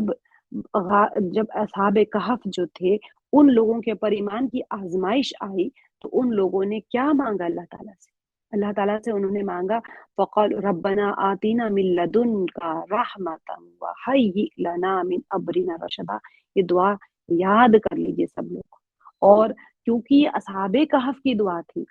تو ہم یوزولی کیا ہوتا ہے، بہت سارے مورخین اور مفسرین فرماتے ہیں کہ جب اصحاب کہف کا وہ پھر سے گفا میں چلے گئے اور وہ وہیں پر بس سو گئے، اور وہاں سے لوگ ابھی بھی نہیں جا سکتے اندر، دہشت طاری ہو گئی، اور پھر اب تک سو رہے ہیں وہ لوگ، وہ قیامت میں ہی ان کو مطلب وہ ہوگا سارا، اب تک وہ سوئے ہوئے ہیں۔ اللہ تعالیٰ نے پھر ان کو انسانوں کے نظر سے پھر اوجھل کر دیا۔ بعض نے کہا کہ وہ فوت ہو گئے ہیں، ان کی قبریں بھی بنائی گئی ہیں، لیکن مفسرین کا قول ہے تو ممکن ہے کہ وہ اب تک بھی زندہ ہے۔ تو اللہ تعالیٰ نے ان کو کتنی بڑی رحمت کے اندر لے لیا تھا۔ تو 10ویں آیت بہت بہت اہم ہے، ہر کوئی یاد کریں 10 آیتوں تک، اور اس آیت کو خاص طور سے اذ اول فتیۃ الی الکہف فقالوا، تو ان لوگوں نے جب غار میں پناہ لی، تو دیکھیں ہم ہر روز ہم فتنوں کا سامنا کر رہے ہیں، فتنے فیس کر رہے ہیں ہم لوگ، تو ربنا آتینا من لدنک رحمتا وہیئ لنا من امرنا رشدا، روز آنا پڑے اس چیز کو، بچوں کو یاد کر کے، بچوں کا تصور کر کے اسکول جا رہے ہیں بچے، کیا-کیا فیس کر رہے ہیں ہمیں نہیں پتا۔ ہمارے تو اپنے ایمان کی تو ٹیسٹنگ چل رہی ہے، ہمیشہ ہم فتنوں کو فیس کر رہے ہیں، لیکن کیا-کیا راستے میں گندگیاں ہوتی ہیں، ہم نہیں دیکھ سکتے۔ اللہ کی بہت مخلوق ہے، جنات ہے، شیاطین ہے، دیو ہے، پتہ نہیں اتنی مخلوق ہے جن کا تو ہمیں خود نہیں پتا۔ تو ایسی ایسی مخلوق ہے جو آزاد گھوم رہی ہے روڈوں کے اوپر اور ادھر ادھر، کہیں درخت پہ آپ بیٹھے وہاں پر پتہ نہیں کیسی کیسی مخلوق ہو۔ تو ہر کسی کو چاہیے کہ اس دعا کو یاد کر لیں اور پڑھتے رہیں، جہاں کہیں باہر جا رہے ہیں تو یہ دعا کو پڑھتے رہیں ضرور۔ اس کو 10 آیتوں میں سے 10ویں آیت تو بہت اہم ہے، پوری کی پوری آیتیں جو ہے ترجمے کے ساتھ میں سمجھ کے پڑھنے کا فائدہ یہ ہے کہ ہمارا ایمان کی تجدید ہوگی۔ جب ہمارا ایمان مضبوط ہوگا نا تو یقین بھی مضبوط ہو جائے گا۔ اللہ تعالیٰ ضرور ہمیں رحمت عطا کریں گے اس طرح سے جس طرح سے اصحاب کہف کو اللہ تعالیٰ نے بچا لیا تھا۔ سیم سچویشن تھا نا، اب دیکھیں یہ ہمارے لیے ہے، اور مکے والے جو تھے وہ بھی اسی پریشانی میں تھے، کیونکہ ان کے اوپر بھی آزمائش آ رہی تھی، ان کو بھی اذیتیں پہنچائی جا رہی تھی، ان کو بھی ایمان بچانا تھا اپنا۔ اگر وہ حالات کو نہیں بدلتے تو ان کو ہجرت کرنا تھا۔ چوتھے دور کے آخر میں تو ہجرت کر گئے، لیکن تیسرے دور کے اینڈ میں حبشہ کی ہجرت کر کے گئے تھے وہ لوگ جو پہلی ہجرت ہوئی تھی حبشہ کی طرف، وہ اسی کے لیے ذہنی طور پہ ان کو تیار کیا جا رہا تھا کہ تم یہ عیش و عشرت جو تمہاری، دیکھیے سوچے ذرا، سب کے گھر دار تھے وہاں پر، فیملیز کے ساتھ تھے، سب کچھ چھوڑ کے صرف تن و تنہا چلے گئے وہ لوگ، کچھ بھی نہیں تھا۔ بلکہ ہم نے سورہ بقرہ میں پڑھا تھا نا کہ ایک آدمی، ایک صحابی تھے جو مدینے کی طرف ہجرت کر کے جا رہے تھے، چند مشرکین نے ان کو گھیر لیا تھا، تو انہوں نے کیا، دو صحابی تھے بلکہ، انہوں نے کیا کہا کہ تمہیں تو مال چاہیے نا، میری جان چھوڑ دو، میں تمہیں اپنے گھر کا پتہ بتا دوں گا، اپنے مال کا پتہ بتا دوں گا، تم جاؤ اور وہ لے لو۔ تو انہوں نے چھوڑ دیا، انہوں نے اپنا مال دے دیا۔ تو جب واپس آئے تھے تو اللہ تعالیٰ نے فوراً آیت نازل ہوئی کہ انہوں نے بہت بہترین سودا کیا کہ دنیا کو، آخرت کو دنیا کے عوض میں خرید لیا۔ سبحان اللہ، ایسے ایسی آزمائشوں میں بھی ایمان والے سب کچھ چھوڑ دیتے ہیں اپنی آخرت اور اپنے ایمان کے لیے۔ تو دجال کے ظہور، دجال کا جب خروج ہوگا تو اس وقت کیا آزمائش آئے گی مال کی آزمائش، جان کی آزمائش آئے گی، رزق کی، کھانے پینے کو کچھ نہیں ہوگا، کچھ ہاتھ میں مال نہیں ہوگا، اور لوگ کھائیں گے، آپ بھوکے بیٹھیں گے، کیونکہ 3 سال قحط رہے گا دجال کے آنے سے پہلے۔ پہلا سال آدھی بارش روک لی جائے گی، اگلے سال پونی پاؤ بارش روک لی جائے گی، اور تھرڈ ایئر جو ہوگا دجال کے نکلنے سے پہلے کا، ایک ڈراپ بارش نہیں ہوگی، صرف یہاں وہاں نہیں، روئے زمین پہ کہیں بارش نہیں ہوگی۔ قحط سالی اتنی خراب ہوگی، اتنی خطرناک ہوگی کہ بس لوگ مر رہے ہوں گے، جانور مر رہے ہوں گے، بلبلا رہے ہوں گے، پانی پینے کو نہیں ہوگا، کتنی سخت ترین آزمائش ہوگی۔ اس آزمائش کے وقت میں وہ دجال نکلے گا، تو آپ سوچیں لوگ بھوکے پیاسے مر رہے ہیں، اس وقت میں دجال ایسے ہاتھ پھیرے گا، سب کچھ آپ کو لہلاتی کھیتی مل جائے گی، جانوروں کو ایسے کرے گا وہ فروا ہو جائیں گے، دودھ نکال کے پی سکیں گے۔ تو سوچیں کیسی آزمائش ہوگی۔ آج بھی ہم اس کے مائنر فیسز دیکھ رہے ہیں نا آزمائش کے، کچھ بھی نہیں ہوتا ہے گھر پہ تو، اب دیکھیں جب کچھ نہیں ہوتا ہے جان بچانے کے لیے تو حرام کی بھی اجازت ہے۔ اگر پانی پینے کو نہیں ہے، مرنے والا ہے انسان، تو اس کو شراب، اگر ہے صرف شراب ہی ہے تو وہ ایک گھونٹ پی کے اپنی جان بچا سکتا ہے۔ اگر کچھ نہیں ہے کھانے کے لیے تو خنزیر کا گوشت یا کچھ بھی حرام استعمال کر کے وہ جان بچانے کے لیے، خنزیر تو خیر چھوڑ دے، خنزیر کا تو الگ بات ہے، لیکن کوئی ذبیحہ اگر آپ کو پتہ ہے کہ وہ ذبیحہ اللہ کا نام کا نہیں ہے، پھر بھی آپ کو کھانے جان بچانا فرض العین ہے، لیکن اس وقت میں آپ دیکھیں ایمان تو ہو نا، ایمان تو ہو، وہاں تو ایمان ہی جا رہے ہیں، آپ سجدہ کر رہے ہیں لوگ، کریں گے لوگ اور کریں گے لوگ، مستحکم بات ہے یہ، ایمان کا ہی سودا ہوگا وہاں پر۔ تو پتہ کیا چلا ہمیں کہ جو آزمائش آتی ہے اس میں کیا ہوگا، ایمان کا سودا ہوگا، ایمان کے اوپر آئے گی آزمائش۔ شیطان یہ نہیں چاہ رہا ہے کہ آپ کو کچھ اور ٹیسٹ کرے، آپ کے ایمان پہ ہی اٹیک ہوگا، تو ایمان کو بچانا ہے۔ تو جب بھی انسان ناشکرا ہو جاتا ہے تو ایمان ہی تو خطرے میں پڑتا ہے نا۔ ناشکری کس کی کر رہا ہے، اللہ کے ساتھ ناشکری کر رہا ہے۔ پریشانی آتی ہے، آزمائش آتی ہے، بیماری آتی ہے، مال کی ہو یا پھر احوال کی ہو، کچھ بھی ہوتی ہے، تو سب سے پہلے وہ کیا کرتا ہے، ناشکری کرتا ہے۔ ہائے میرے ساتھ ایسا کیوں ہو گیا، سب تو اچھے ہیں، میرے ساتھ ہی نقصان ہو رہا ہے، میرا ہی مال لٹ رہا ہے، میرے ہی بچے خراب ہیں، یہ سارے الفاظ ناشکری کے ہیں۔ کچھ بھی نہیں ہو انسان کے پاس تو خود اس کی ذات شکر کرنے کے لیے کافی ہے۔ اللہ تعالیٰ نے 2 آنکھ دیے ہیں اس کو، اس کے گردے پھیپڑے دل جگر سب کام کر رہے، چلتا پھرتا ہے، ہاتھ پیر نہیں ٹوٹے اس کے، آنکھ سے اندھا نہیں ہوا، کان سے بہرا نہیں ہوا، منہ سے گونگا نہیں ہو گیا، فالج نہیں آ گیا کہ وہ بستر پہ پڑا ہے محتاج ہے، چل پھر رہا ہے، کھا پی رہا ہے، بھلے کھانے کو کچھ نہ ہو لیکن کھانے کی استطاعت تو ہے۔ اللہ تعالیٰ کبھی کسی پرندے کو بھی بھوکا نہیں رکھتے، وہ صبح نکلتا ہے تو وہ بھی کھا کے جاتا ہے گھر پہ۔ ہم ناشکری کرنے سے اپنے آپ کو بچائیں، کیونکہ اللہ تعالیٰ نے تقوی کی جتنی ترغیبیں دی ہیں اس سے زیادہ شکر گزاری کے لیے بھی اللہ تعالیٰ نے ترغیب فرمائی ہے قرآن پاک میں بار بار۔ بنی اسرائیل کے اوپر جتنے آزمائش آئی، ہم نے سورہ بقرہ میں کیا تھا کہ ان کے اوپر آزمائش آئی کیوں تھی؟ ناشکری کی وجہ سے، سخت ترین ان کی ناشکری ہوا کرتی تھی، ہر چیز میں ناشکری۔ تو یہاں پر اللہ سبحانہ وتعالیٰ اس آیت کے ذریعے اور ان 10 آیتوں کے ذریعے سے ہمیں وہی لیسن سکھا رہے ہیں کہ صبر کرنا ہے، آزمائشیں آئیں گی ضرور، لیکن اپنے ایمان سے انسان ایمان سے ہاتھ نہ دھو بیٹھے، بس ایمان کو پکڑ کے رکھنا ہے مضبوطی کے ساتھ میں۔ اذا یہاں پر جو اذ اول فتیۃ الی الکہفی، اس کے بعد فرمایا گیا ہے کہ اس وقت کا سوچو جب چند نوجوان نے ایک غار میں جا کے پناہ لے لی۔ اس کا مفہوم کیا ہے؟ اوا کے مادے سے لیا گیا، اس کے معنی ہے امان، امن و امان کی جگہ۔ یہ اس طرف اشارہ ہے کہ فاسد اور برے ماحول سے بھاگ کر یہ نوجوان جب غار میں پہنچے تو انہوں نے سکون اور آرام محسوس، ان کو سکون اور آرام محسوس ہوا۔ کیسے ہوا؟ حالانکہ وہ کچھ نہیں ہے، غار میں روشنی تک نہیں ہے، لیکن پھر بھی ان کو سکون کیوں محسوس ہوا؟ کیونکہ وہ ایمان کی دولت سے اپنے آپ کو مزین محسوس کر رہے تھے۔ فتح جو ہے، اصل فتیہ جو کہتے ہیں، یہ فتح کی جمع ہے۔ دراصل یہ جو فتح کا بھی استعمال ہوتا ہے، یہاں پر جو آیت میں استعمال ہوا ہے نا، اذ اول فتیۃ، نوجوان لوگ۔ اب یہ تو بات مصمم ہے کہ جو نکلے تھے وہ نوجوان نہیں تھے، وہ تو اچھے عمر کے تھے، وہ لوگ پختہ عمر کے تھے۔ تو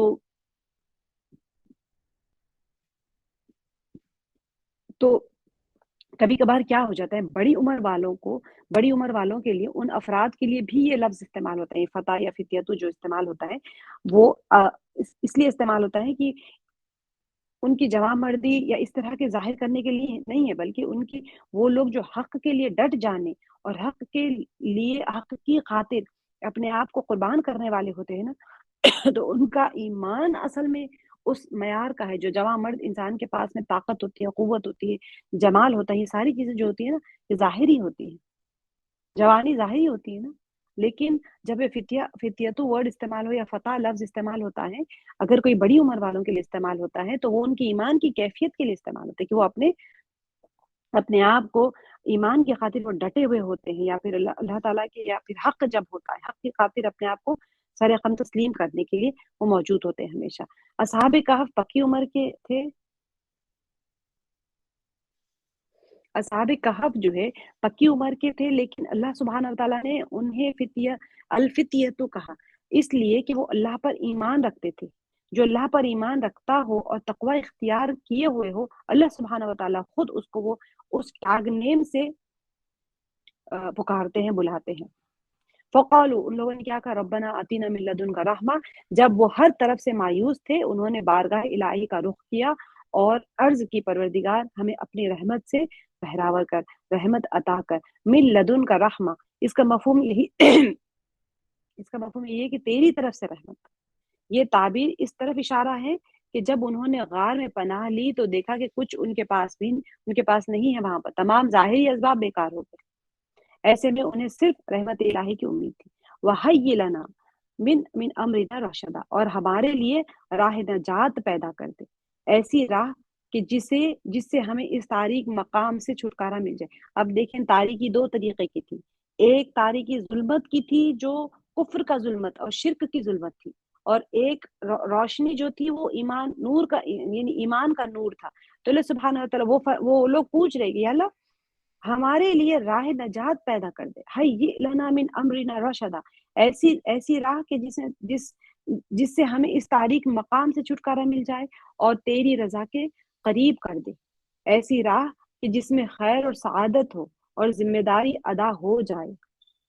دونوں تاریکیاں ہیں وہاں پر غار میں، ایک تو ظاہری تاریکی ہے اور وہ اپنے آپ کو اس کفر کی تاریکی سے بھی بچانا چاہ رہے ہیں۔ فضربنا علی آذانہم فی الکہف، آیت نمبر 11۔ اب آیت نمبر 10 تک ہی کیوں ہے پڑھنے کا؟ دجال سے بچنے کے لیے، بے شک پورا سورہ بھی ہے، لیکن اب آگے کی آیت میں اللہ تعالیٰ ان کو سلا رہے ہیں، ہم کو تو سونا نہیں ہے نا، ہمیں تو جاگنا ہے۔ تو اللہ تعالیٰ آگے کی آیت میں فرما رہے ہیں فضربنا، تو تھپکایا ہم نے، تھپکا دیا، یا ایسے ہوتا ہے نا، تھپک کے سلا دیتے ہیں اس کو، تو اور ہم نے انہیں اسی غار میں تھپک کر سلا دیا، علی آذانہم، ان کے کانوں پر۔ یہ محاورتاً کہا جاتا ہے، عربی کے اندر محاورہ ہوتا ہے کہ کانوں کے اوپر، یعنی تھپک دیا ان کے کانوں کو، جو بچے چھوٹے بچوں کو کان پہ تھپک تھپک کے سلاتے ہیں نا مائیں، अब देखते हैं कि कैसे थपक के सुलाते, पीठ पे थपकते हैं या कानों के ऊपर, कान के पास थपकते हैं बच्चे को। फिल कहफि सिनीन अददन, तो गार में साल हा साल के लिए गहरी नींद सुला दिया। सिनीन कहते हैं कई साल, आददा तादाद में, यानी गिनती में बहुत साल थे। अब वो बहुत साल की गिनती अल्लाह ताला जानते कि बाकी किसी को नहीं पता कितने साल थे। बाद में उठने के बाद में क्या हुआ है आप देखेंगे, इसकी हम तशरीह कर लेते हैं, उसके बाद में फिर इसको देखते हैं कि वो लोग उठने के बाद एक दूसरे से क्या सवाल करते थे। हमने उनकी दुआ कबूल की, उनके कानों पर ख्वाब के पर्दे डाल दिए और वो साल साल तक गार में सोए रहे। जिस तरह माँ बच्चे को सुलाने के लिए थपकी देती है, उसी तरह अल्लाह ने उन असहाबे कहफ को मीठी नींद सुला दिया और उस नींद को इतना लंबा कर दिया कि जिसकी मिसाल दुनिया में नहीं। 309 साल तक वो सोते रहे। फज़रबना अला आज़ानिहिम से क्या मुराद है कि हमने उनके कानों पर पर्दा डाल दिया। अरबी में ये जो सुलाने के लिए एक लतीफ किनाया है कि किसी शख्स के कान पर पर्दा डालना, वो कहते हैं मुहावरतन वहां पर, गोया वो किसी की बात ना सुने। और उस पर्दे से क्या मुराद है, उस पर्दे से नींद का पर्दा मुराद है। फदरब ज़रबा हमने देखा है, वाकया बयान करने के लिए भी आया था पीछे, सूरह यासीन में भी आया था और सूरह वाकया में भी आया था। किसी चीज को बयान करना है, वाकया बयान करना है तो आया था। इस बिना पर हकीकी नींद वही है जो इंसान के कानों को बेकार कर दे। आप किसी को जगाते हैं ना तो कैसे उठाते हैं, किसी को उठाना हो तो आवाज देते हैं ना, फिर झंझोड़ते नहीं है, पहले कहते हैं उठ जाओ उठ जाओ, फिर थोड़ा सा थपथपाते हैं क्योंकि वो थपक थपक के ही सोया था, तो ऐसे ही थपक थपक के ही फिर उठाया जाता है उसको, तो पहले उसके कान पे से पर्दा हटता है। तो इसीलिए जगाने के लिए वही तरीका अपनाया जाता है। सीनीन आददन जो कहा है, इसका मतलब है कि मुतअद्दिद साल, ये ताबीर इस तरफ इशारा इशारा है कि वो साल हर साल सोए रहे। जैसे कि इस वाक़े की तफसील है, जैसे हम देखिए कि कितने साल सोते रहे। आगे की आयत जो है, आगे आयत में फरमा रहे हैं कि तुम बअसनाहुम लिनअलम अय्युल हिज़्बैनि अहसा लिमा लबिथू अमदन। देखिए, तुम फिर बात ना हम उठाया हमने उनको, बासा कब इस्तेमाल करते हैं, मर के उठाने जाने के लिए इस्तेमाल होता है, लेकिन यहाँ पर ये लोग मरे नहीं थे ना, लेकिन इतनी लंबी नींद सो गए थे कि वो ऐसे ही हो गया गोया कि अल्लाह ताला ने उनको दोबारा जिंदगी दे दी। या फिर इसकी तशरीह में हम देखेंगे कि वो मौत, मरने के बाद उठाए जाने के ऊपर भी तो मक्के वाले सवाल करते थे ना,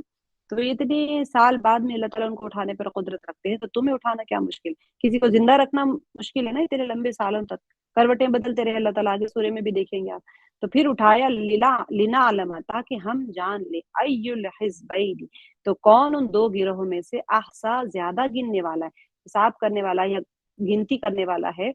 लिमा लबीतू अमदन, क्या है, लबीतू कहते हैं ठहरे रहने को, ठीक है, अमदन मुद्दत को, यानी अपनी मुद्दत को कौन ज्यादा हिसाब कर सकता है। फिर हमने बा मुहावरा देख लिया, फिर हमने उन्हें उठाया ताकि देखें उनके दो गिरोहों में से कौन अपनी मुद्दत कयाम का ठीक शुमार करता है। अब ये दो गिरोह जो कहा गया है, इसकी भी आप तशरीह देखेंगे। बाद मुफस्सिरीन ने कहा है कि ये दो गिरोह से मुराद वो असहाबे रकीम जो थे, जिसको हमने, गार के 3 लोग थे और ये लोग, ये दो वही थे, और इन दो गिरोहों के बारे में अल्लाह ताला कह रहे हैं, लेकिन ऐसा नहीं है। बाद मुफस्सिरीन कहते हैं कि ऐसा नहीं है, बल्कि एक ही गिरोह है, उनके अंदर दो बन गए थे, ग्रुप्स बन गए थे। फिर हमने उन्हें उठाया और पैदा किया, ताकि पैदा किया क्यों आया, बासना क्यों आया, क्योंकि हम देखें कि उनमें से कौन लोग अपनी नींद की मुद्दत का बेहतर हिसाब लगाते, ताकि हम आश्कार कर दें कि दोनों गिरोहों में से मुद्दत क़याम को ज्यादा याद रखने वाला कौन सा गिरोह है। सोने के बाद में जो सब इंटेलिजेंट लोग थे, पोस्ट होल्डर्स थे, बड़े बड़े, कोई बेवकूफ तो था नहीं उनमें से कि पता नहीं क्या हो कह दे। तो साहब कहफ के क़याम की मुद्दत में इतना इख्तिलाफ था, हत्ता कि खुद उनके अंदर भी दो गिरोह बन गए थे। बात ना हो के मफहूम यह है कि ताबीर उनके बेदार होने के बारे में आई। शायद ये लफ्ज इसलिए आया है कि उनकी नींद इतनी लंबी हो गई थी कि गोया मौत की तरह थी, ठीक है, और उनकी बेदारी कयामत और मर के उठाए जाने के साथ तशबीह दे दी गई है कि वो ऐसे ही था जैसे कि वो मर के उठाए जाए तो बंदा कैसे होगा। तो उनको उठाया, नींद से जगाया, यानी हमने उनको बात ना हमने उनको उठाया या फिर नींद से जगाया। लीना आलमा, ये बहुत इंपॉर्टेंट वर्ड है, लीना आलमा। देखिए इसका मतलब क्या होगा, लीना आलमा से मुराद क्या है, ताकि हम जान लें। तो क्या अल्लाह ताला जानते नहीं है कि वो क्या, मतलब यहाँ से मफहूम, अल्लाह ताला तो सब कुछ जानने वाले हैं कि क्यों आया है यहाँ पर। लेकिन अल्लाह ताला यहाँ जो आया है, इससे मुराद क्या कहा जा रहा है कि अल्लाह ताला कोई नया इल्म हासिल करना नहीं चाह रहे यहाँ पर, لیکن ایسی تعبیر قرآن پاک میں بہت بار آئے گی تاکہ ہم جان لیں، تاکہ ہم جان لیں. تو اللہ تعالیٰ کیا نہیں جانتے یا جاننا چاہتے ہیں کوئی نئی چیز تم سے؟ ایسا نہیں ہے. اللہ سبحانہ و تعالیٰ وہ جو کچھ بھی اللہ تعالیٰ کو معلوم ہے وہ عملاً رونما ہو جائے اس کو ظاہر کرنا چاہتے ہیں ہمارے اوپر ظاہر کر کے. اللہ تعالیٰ فرماتے ہیں کہ جب رونما ہو جاتی ہے تو تم دیکھ لو. ہم نے انہیں نیند سے بیدار کیا تاکہ یہ معنی عملی صورت اختیار کرے اور وہ اپنی نیند کے بارے میں ایک دوسرے سے سوال کریں گے. تو اللہ تعالیٰ نے جگایا ہے تو وہ جان لیں گے. اب ہمارے لیے کبھی کبھی ہوتا ہے لنعلم، ہمارے اپنے اعمال ہے تاکہ ہم جان لیں کون ان میں تم میں سے اچھا اعمال کرتا ہے. تو یہ نہیں ہے کہ اللہ تعالیٰ تو جانتے ہیں، لیکن جب قیامت میں ہم اٹھائے جائیں گے نا تو ہمارے اعمال ہمیں پیش کیے جائیں گے تو تب ہم خود دیکھ لیں گے کہ ہمیں پتہ چل جائے گا. تو اللہ تعالیٰ در حقیقت ہمیں ظاہر کرنا چاہتے ہیں جو اللہ کے علم میں ہے. ای الحزبین یہاں پر کیا ہے، اس کا مفہوم اس سلسلے کی وضاحت آئندہ آیات میں جب آئیں گی تو وہ کون تھے دو گروہ ہم آگے کی آیتوں میں کریں گے کہ ان کے اندر ہی وہاں پر کیسے دو گروہ بن گئے تھے. اصل میں بات کیا تھی کہ جب وہ جاگے تو انہوں نے اپنے سونے کی مقدار کے بارے میں اختلاف کیا، کتنے ٹائم سوتے رہے. اب بات سمجھتے تھے کہ وہ ایک دن سوئے، ان میں ایک گروہ بن گیا، وہ کہہ رہے تھے کہ ہم ایک دن سوئے. اور بعض لوگوں کا کیا خیال تھا کہ وہ آدھا دن سوئے، حالانکہ وہ سال تک سوتے رہے، ان کو پتہ ہی کوئی نہیں تھا. پتہ کیسے چلا پھر ان لوگوں کو جب باہر گئے پیسے لے کے، جب وہاں پر کچھ خریدنے کے لیے گئے تو وہ سکہ دیکھ کے پتہ چلا کہ اوہو یہ تو پتہ نہیں کس زمانے سے واپس آئے ہیں، یہ تو اس دور کے تو لوگ ہی نہیں ہیں یہ لوگ. تو اس طرح کر کے ان لوگوں کو بعد میں پتہ چلا. آگے کی آیت نمبر 13 میں دیکھیں، نحن نقص علیک نبأہم بالحق، ہم نقص ہم سناتے ہیں، بیان کرتے ہیں، علیک آپ پر، نبأہم ان کی خبر، بالحق کی حق کے ساتھ، انہم فتیۃ کہ بے شک وہ چند نوجوان تھے، آمنو جو ایمان لائے تھے، بربہم اپنے رب کے ساتھ. با میں نے آپ کو بتایا تھا ساتھ کے معنی آتے ہیں. بسم اللہ، بسم اللہ ہم کہتے ہیں نا، بسم اللہ ہے اصل میں، تو بعض جب جھوٹ جاتا ہے تو حمزہ کا کسرہ گر جاتا ہے. تو بربہم اپنے رب کے ساتھ، وزدناہم اور کیا فرمایا اللہ تعالیٰ نے، اور زیادہ دی تھی ہم نے، ہدن ان کو ہدایت. تو اب اس کا با محاورہ کیسے آئے گا، ہم ان کا اصل قصہ تم کو سناتے ہیں. یہ بہت ساری چیزیں تو ان کی کتابوں میں بھی نہیں ہیں.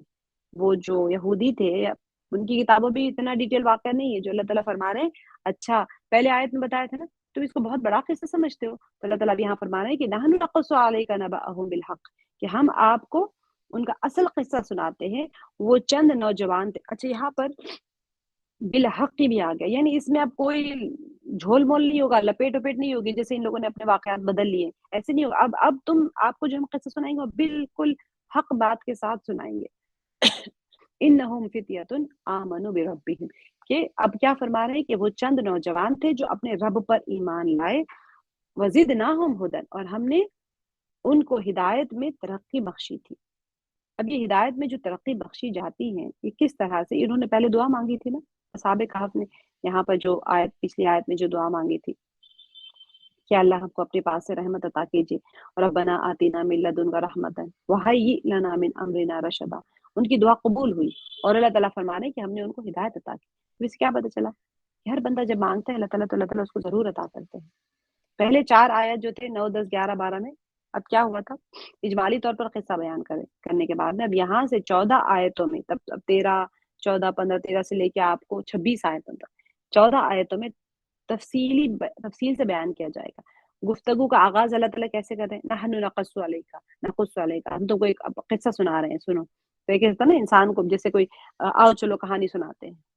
لیکن یہ تو عبرت کی کہانی ہے، یہ تو ایمانیات کی کہانی ہے جو اللہ سبحانہ وتعالیٰ ان کے ایمان کی کیفیت بیان کر رہے ہیں، ان کے قربانیوں کی کیفیت بیان کر رہے ہیں، اور اللہ سبحانہ وتعالیٰ کے جو معجزات ان کے ساتھ میں ہوتے ہیں اس کے واقعات بیان کر رہے ہیں کہ ان کی داستان جیسے کہ ہیں ہم تجھ سے، یعنی آپ صلی اللہ علیہ وسلم آپ سے بیان کرتے ہیں، ہم اس طرح سے واقعہ بیان کرتے ہیں کہ وہ ہر قسم کی فضول بات، بے بنیاد چیزوں اور غلط باتوں سے پاک ہوگا. بالحق جب کہہ دیا گیا ہے، انہم فتیۃ آمنوا بربہم وزدناہم ھدی، وہ چند نوجوان یا جوان مرد، کیوں فتیۃ کو جوان لوگ نہیں تھے، کم عمر نوجوان لوگ نہیں تھے، زیادہ عمر کے بھی تھے، لیکن کیونکہ ان کے اندر ایمان کا نور اتنا بہترین تھا اور وہ حق کی خاطر اپنے آپ کو قربان کر چکے تھے، تو اس وجہ سے اللہ تعالیٰ نے ان کو اس لقب کے ساتھ میں پکارا، انہم فتیۃ، کہ ہم نے ان کو ہدایت دے دی بہت زیادہ۔ اب وہ اللہ تعالیٰ یہاں پر جیسے کہ اوپر گزرا نا فتیۃ، فتح، فتح کی جمع ہے، جو نوخیز اور جو سرشار جوان ہوتے ہیں نا اس کے معنی میں، تو بالکل ینگ، تو چونکہ جوانی میں انسان کا جو جسم ہوتا ہے نا بہت اسٹرانگ ہوتا ہے، اس کے جذبات بھی بڑے زبردست جوش و خروش کے ساتھ میں ہوتے ہیں، لیکن روحانی اعتبار سے دل جو ہوتا ہے یہ نور حق قبول کرنے اور محبت، سخاوت اور عفو درگزر کے جذبوں کے لیے زیادہ آمادہ ہوتا ہے۔ اسی وجہ سے فتح اور فتوت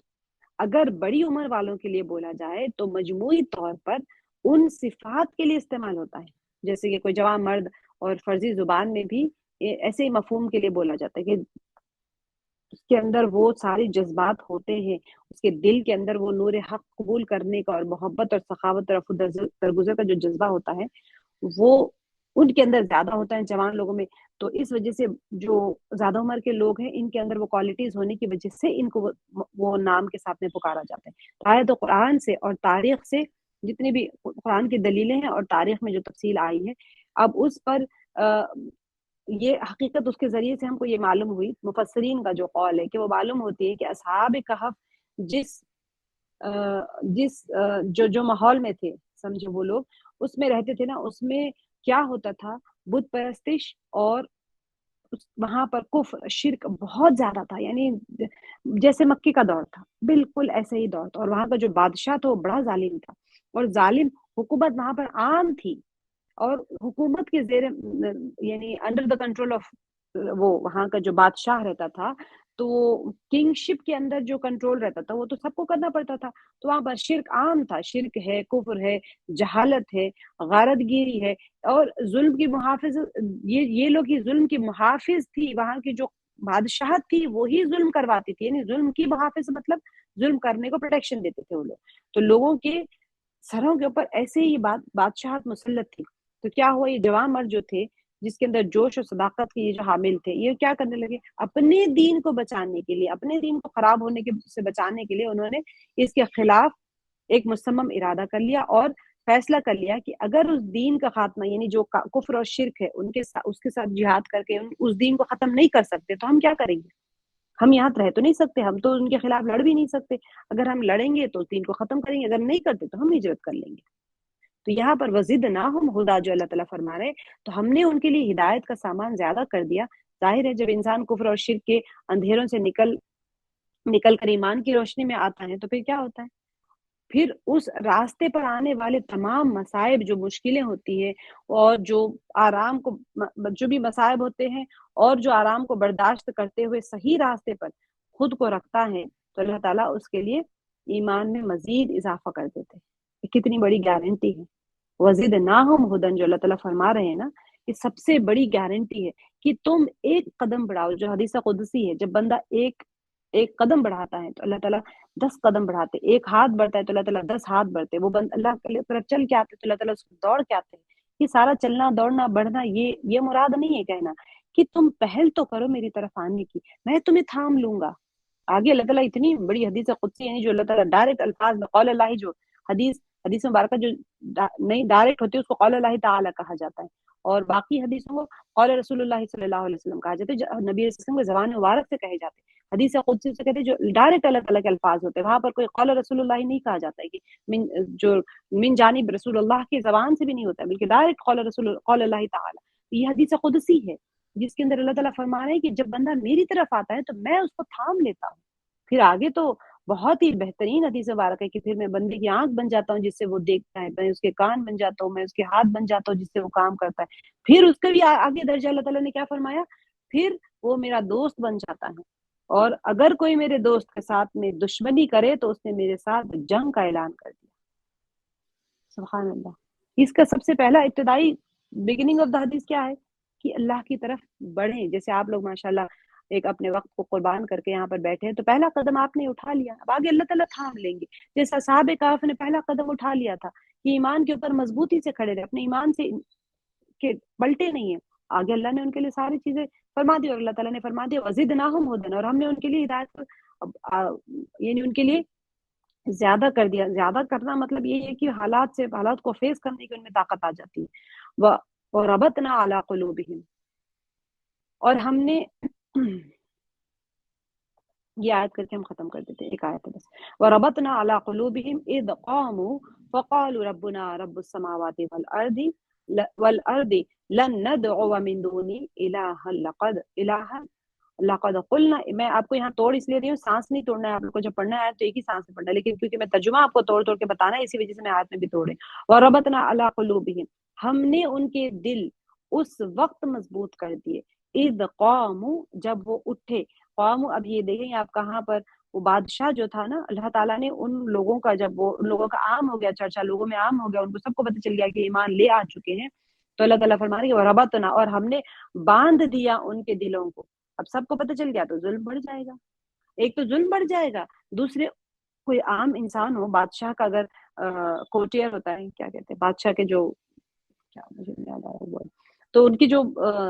وزیر وغیرہ ہوتے ہیں نا، اگر اس میں سے کوئی ایمان لے آئے تو سوچے کیسا اس کا فیس کرنا پڑے گا، اس کو تو سخت سزائیں ملے گی. تو وہ ڈر کے مارے اپنے ایمان کو ظاہر نہیں کرتا، لیکن ان لوگوں نے ظاہر کر دیا اپنے ایمان کو. تو اللہ تعالیٰ نے کیا کیا، وہ ربط، اللہ تعالیٰ نے باندھ دیا ان کے دلوں کو، تو مضبوط ہو کر دیا اللہ تعالیٰ نے ان کے دلوں کو. اذ قوم، تو وہ کیا کرنے لگے، اپنی جو ایمان ہے بادشاہ کے سامنے پیش کیا گیا. جیسے بادشاہ کے سامنے پیش کیا گیا تو وہاں قوم کھڑے ہونے کے لیے، جیسے بادشاہ کے سامنے ان کو پیش کیا گیا تو وہ اپنے ایمان کے اوپر مضبوطی سے کھڑے ہو گئے. انہوں نے کہا کہ کیا کہا، انہیں فقالوا ربنا رب السماوات والارض تو انہوں نے کہا کہ ہمارا رب آسمانوں کا اور زمین کا رب ہے. جب بادشاہ نے ان کو زبردستی کی کہ تم کس رب کے اوپر ایمان لا رہے ہو، تم کیسے منکر ہو سکتے ہو، جو بتوں کی پرستش سے کیسے پلٹ سکتے ہو، تو انہوں نے کیا کہا، فقال، انہوں نے کہا کہ ربنا، ہمارا رب تو وہ رب ہے جس نے زمین اور آسمان کو بنایا ہے. ایسے تھوڑی ہے کہ تم نے بتوں کو بنا لیا اور تم بتوں کی پرستش کرتے ہو، اور تو تمہارے پاس تو کوئی دلیل بھی نہیں ہے، بتاؤ یہ بت جو بنا رہے تمہاری ضرورتیں یہ پوری کر سکتا ہے، کیونکہ وہ تو سن بھی نہیں سکتا. تو یہ جو سن ہی نہیں سکتا، تم نے اپنے ہاتھوں سے اس کو بنا لیا ہے، یہ کیسے تمہاری کوئی ضرورت کو پوری کر سکتا ہے. تو جب بادشاہ نے پوچھا اچھا تم اپنے رب کے بارے میں بتاؤ، تو انہوں نے کہا کہ ہمارا رب تو وہ رب ہے جس نے زمین اور آسمان کو بنایا. آسمان کی طرف دیکھ لو، کوئی کجی ہے اس میں نظر آنے والی، زمین کو پھیلا دیا. یہ ساری جو برکات ہیں نا زمین کے اوپر اور آسمان کے اوپر، اسے دو الفاظ میں اللہ تعالیٰ نے یہ بتا دی، رب السماوات والارض. بس جو بنانے والا ہے آسمان کو اور زمین کو، یعنی اس کے اندر جو کچھ ہے سب کچھ اللہ نے بنایا. لن ندعو من دونہ الہا، تو انہوں نے کہا ہرگز نہیں ہم پکاریں گے اس کے سوا کسی الہ کو. یعنی کہ اب وہ لقد قلنا اذن شططا، اور اگر ہم اس طرح لقد یعنی کہ تحقیق، قلنا ہم کہیں، اذن جب، شططا اگر ہم اس طرح سے کریں گے تو پھر ہم بہت دور کی گمراہی میں پڑ جائیں گے جا کے، یعنی بالکل یہ بیجا بات ہوگی. اور شططا کے معنی میں آپ لوگوں کو اس کی تشریح میں سمجھاتی ہوں کہ کیا ہے. تو ان لوگوں نے، اچھا یہ اہم چیز ہوتی ہے کہ ربطنا یعنی باندھنے کا ہے. یہ موسیٰ علیہ السلام کی والدہ کے لیے بھی آیا تھا. آپ جب دیکھیں گے جس بارے میں آئے گا میں وہاں تشریح بتاؤں گی، اللہ تعالیٰ نے موسیٰ علیہ السلام کی ماں کو، والدہ کو باندھنے ان کے دل کو اگر نہیں باندھتے تو وہ نہ تو سمندر میں ڈال سکتے تھے اور نہ پھر یہ بات کو چھپا سکتے تھے. جیسے ہی موسیٰ علیہ السلام دیکھ لیا نا انہوں نے، بچے کو اٹھا کے فرعون کے پاس چلے گئے، وہ ظاہر کر دیتے اپنے بچے کو بتانے کے لیے. یا پھر جب دودھ پلانے کا موقع، بچہ رو رہا تھا، وہاں پر کوئی دائی نہیں مل رہی تھی دودھ پینے والی، تو پھر وہ جا کے ظاہر کر دیتی کہ نہیں، ماں کا کلیجہ ہے نا، پھٹ جاتا ہے، وہ تو ممتا سے بھرا ہوا ہوتا ہے. تو ایسی ہی کیفیت ہوتی ہے ربطنا، یعنی کہ کوئی وجہ سے دل میں کوئی چیز کو سنبھال نہیں سکنا. جب دل کی کیفیت یہ ہوتی ہے تو اس وقت کہا جاتا ہے کہ دل کو باندھ دینا. جب بکھرنے شروع ہو جاتا ہے نا، انسان ہو جاتا ہے، غم میں بہت ہوتا ہے، تو جب تک کہ اللہ تعالیٰ کسی کے قلب کو نہ باندھے وہ بکھر جاتا ہے، انسان کا وجود بکھر جاتا ہے. تو ہر طریقے میں آتے ہیں، غم کے وقت بھی آتا ہے، خوف کے وقت بھی یہ کیفیت ہوتی ہے. تو سوچیں جب دجال نکلے گا اس وقت خوف کا کیا عالم ہوگا، یا پھر مجبوری کا، بے حالی کا کیا عالم ہوگا. اللہ تعالیٰ ہی تو دلوں کو باندھیں گے اس وقت، جبھی تو انسان ایمان پہ کھڑا ہو سکتا ہے. جس طرح اصحاب کہف کھڑے ہو گئے تھے، علی قلوبہم، تو اللہ تعالیٰ ہم نے باندھا ان کے دلوں کو، یعنی مضبوط کر دیا. جب کوئی چیز آپ لکڑیوں کے گٹھے کو آپ باندھ دے تو پھر اب جیسے ہم کہانی سنتے تھے 5 لکڑیوں کو باندھ دو تو توڑ نہیں سکتے، تو باندھنے کے بعد وہ چیز مضبوط اور مستحکم ہو جاتی ہے. تو اذ قوم، جب وہ آ کے کھڑا ہوئے نا، تو انہوں نے کہا کہ ہمارا رب تو آسمان اور زمین کا، اور ہرگز نہیں ہم پکاریں گے اس کے سوا کسی معبود کو. کسی بھی معبود کو ہم نہیں پکاریں گے. قوموں یہ بات صحیح طور پر واضح نہیں ہے، لیکن جیسے مفسرین کا قول، بعض مفسرین کہتے ہیں کہ وہ بادشاہ کے سامنے کھڑا ہوا تھا ظالم بادشاہ کے نزدیک، بعض کا کہنا ہے کہ وہ ممکن ہے کہ وہ اعلان جو ہوا تھا وہ تو ہو گیا تھا، بادشاہ کو پتہ چل گیا تھا، لیکن یہ نہیں ہے، ظاہری نہیں ہوا کہ وہ ظاہری مفہوم سے تو نہیں پتہ چلتا کہ وہ بادشاہ کے سامنے کھڑے تھے. اس کے تفاصیر میں بھی تھوڑا سا وہ تھا مفسرین کا جو قول ہے. لن ندعو من دونه الہا، انہوں نے کہا کہ ہم اس رب کے علاوہ کسی معبود کی ہرگز پرستش نہیں کریں گے. لقد قلنا اذا شططا، اگر ہم ایسی بات کریں اور اس کے علاوہ کسی کو معبود سمجھیں گے تو ہم نے بےہدہ اور حق سے دور بات کہی. ہم تو اللہ کے سوا کسی اور کو حاجت روا اور مشکل کشا ماننے کو ہی تیار نہیں ہے. خالق مالک متصرف جو عالم الغیب کو چلانے والی ذات ہے وہ تو صرف اللہ کی ہے. شططا حد سے نکل جانے اور بہت دور چلے جانے کے معنی میں آتے ہیں. لہٰذا وہ باتیں جو حق سے بہت دور ہو انہیں شططا کہا جاتا ہے. جیسے کہ اب بڑے دریاؤں میں اور اس طرح کے ساحل ہوتے ہیں تو شط ساحل جو کنارہ ہوتا ہے وہ بہت بڑے دریاؤں کا جو کنارہ ہوتا ہے اس کو بھی شط کہتے ہیں. اس کی وجہ یہ ہے کہ وہ پانی سے دور اور بلند ہوتے ہیں. جو دریاؤں کے ساحل ہوتے ہیں وہاں پر بھی کہا جاتا ہے. اچھا یہ آیت کو ایک ہی آیت ہے کر لیں، کیا ہو ایک آیت کر لیتے ہیں. چلے میرے پاس ٹائم نظر نہیں آ رہا اسی لیے ایک آیت اور کر لیتے ہیں. ہؤلاء قوم اتخذوا من دونه آلهة، تو کیا یہ لوگ ہمارے قوم انہوں نے بنا لیے. اب یہ دیکھیں ان کا جواب وہ اپنے آپ میں ڈسکس کر رہے ہیں. ایک تو بادشاہ کے سامنے کھڑے ہو گئے اور انکار کر دیا. اب اگر ہم سیدھا ڈکلیریشن ہو گیا کہ اگر ہم مان لیں تمہاری بات، اگر ہم اللہ کے سوا کسی اور کو الہ بنا کے عبادت کرنے لگ جائیں تو ہم تو بہت دور کی گمراہی میں پڑ جائیں گے. اس طرح سے معنی ہوتا ہے کہ ہم بہت دور سے حق بات سے بہت دور ہو جائیں گے. ہؤلاء یہ لوگ، پھر انہوں نے آپس میں ایک دوسرے سے کہا کہ یہ ہماری جو قوم ہے، قومنا ہؤلاء قومنا اتخذوا ہؤلاء قومنا اتخذوا من دونه، اللہ کے سوا آلہۃ، تو انہوں نے بنا لیے ہیں اللہ کے سوا دوسرے معبود. لولا یاتون علیہم بسلطان بین، تو کیا فرما رہے ہیں کہ یہ لولا کیوں نہیں یاتون وہ لائے علیہم ان پر بسلطان بین، تو کوئی واضح دلیل. فمن اظلم ممن افترى علی اللہ کذبا، فمن تو کون ہے، اظلم زیادہ بڑا ظالم، ممن افترا اس سے جس نے گڑھ لی علی اللہ کذبا اللہ کے اوپر کوئی جھوٹ. یعنی اس سے بڑا کون گمراہ ہو سکتا ہے ظالم ہو سکتا ہے جس نے اللہ کے اوپر جھوٹ باندھ لیا ہے.